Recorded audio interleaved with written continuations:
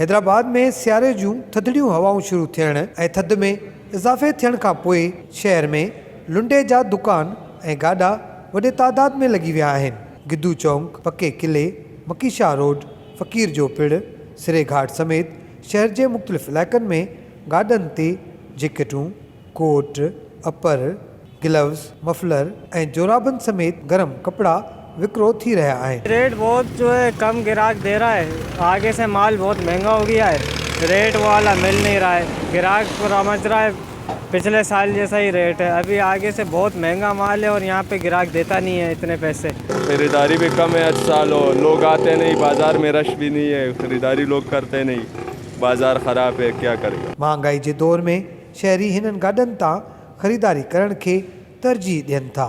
कोई तो माण्हू हिकिड़ो मिस्किन माण्हू अरे नथो करे सघे, ॾिसो न हाणे हिकिड़ो सोरल खपे गवर्नमेंट खे ख़र्च खपे का सहूलियत मुहैया कई वञे, न हालात बिना बहितर पिया हलनि, ग़रीब मिस्किन माण्हू अरे नथो करे सघे, छो त महांगाई दौर आहे, महांगाई ॾींहों ॾींहुं वधंदी वञे। हाणे ग़रीब मिस्किन माण्हू हाणे हिकिड़ी सूट या ॿ टे टे हज़ार रुपया किथां अरेंज करे साईं। जेकॾहिं तव्हांखे पैसो आहे त पोइ भले हलिया वञो, बाटा ते वञो, मुनाज़ा ते वञो, आइडियाज़ ते वञो। बाक़ी ग़रीब माण्हू जे लाइ मोलाली जे क़दमनि जे वेझो वॾी बाज़ार आहे, लुंडा बाज़ार, तव्हां हिते अचो ॾिसो। कैमरामैन हसीब सां गॾु फ़हीम बबर, सिंध टीवी न्यूज़, हैदराबाद।